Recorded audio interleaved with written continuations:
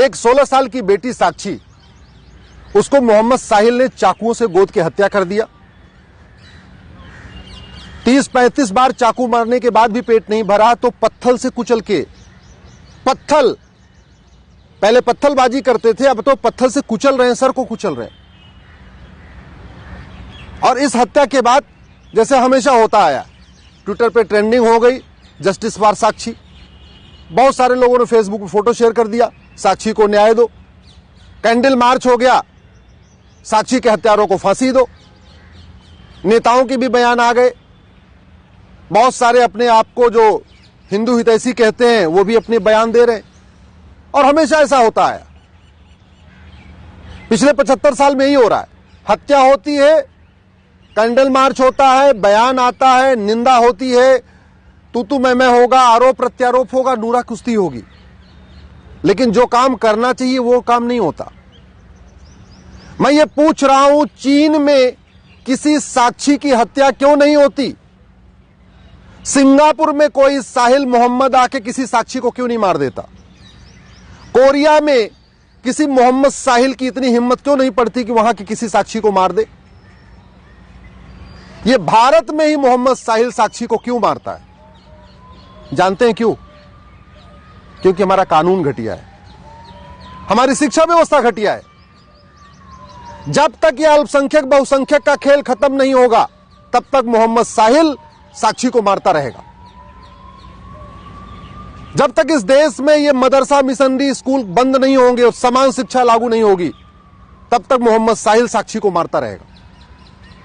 जब तक इस देश में सारे पर्सनल लॉ खत्म नहीं होंगे, सबके लिए एक समान नागरिक संहिता नहीं बनेगी, तब तक कोई न कोई एक मोहम्मद साहिल किसी एक साक्षी को मारता रहेगा।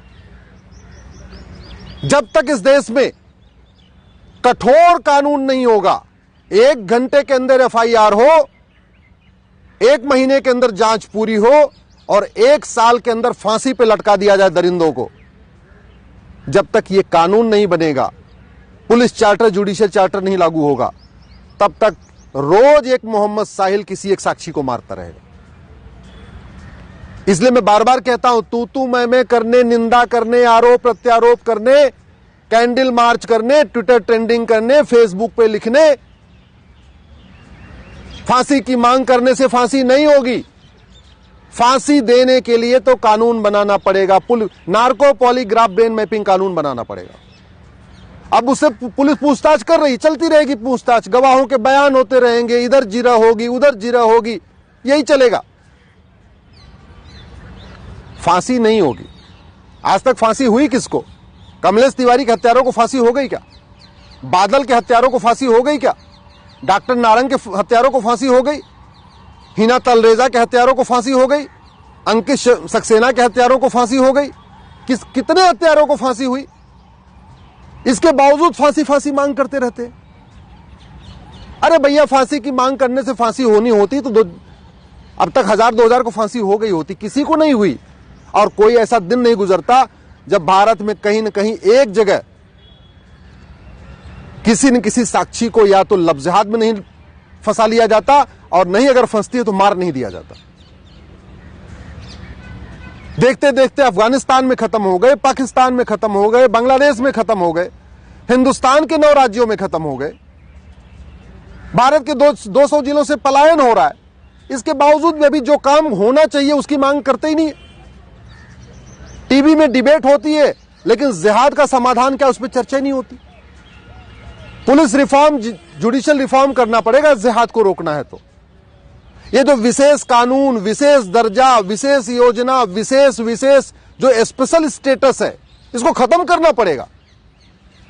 ये अल्पसंख्यक बहुसंख्यक का कॉन्सेप्ट खत्म करना पड़ेगा, माइनॉरिटी मेजॉरिटी का कॉन्सेप्ट खत्म करना पड़ेगा, मदरसा मिशनरी स्कूल बंद करना पड़ेगा, गुरुकुल शिक्षा लागू करनी पड़ेगी, वैदिक शिक्षा लागू करनी पड़ेगी, जिससे क्या खाना है क्या नहीं खाना, क्या पढ़ना क्या नहीं पढ़ना, क्या देखना क्या नहीं देखना, क्या सुनना है क्या नहीं सुनना, इस चीज का भाव बच्चे में बचपन में डालना पड़ेगा।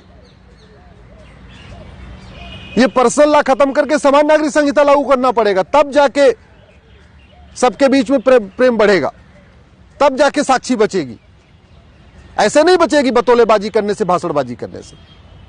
घुसपैठियों के खिलाफ फांसी देने का कानून बनाना पड़ेगा, जिहादियों को फांसी देने का कानून बनाना पड़ेगा।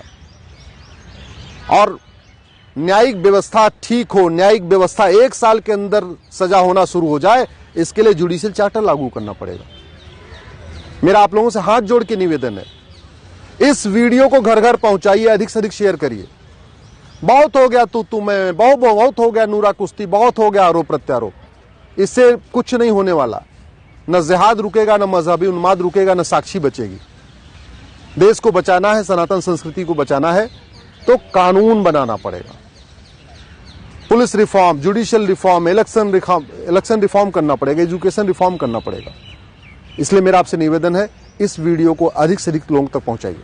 अपने सांसदों को टैग करके ट्वीट करिए, अपने क्षेत्र के विधायकों तक पहुंचाइए, अपने सारे व्हाट्सएप ग्रुप में फैलाइए।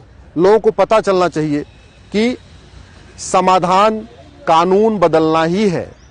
कानून बदलने से समाधान होगा, अच्छी अच्छी बातें करने से नहीं।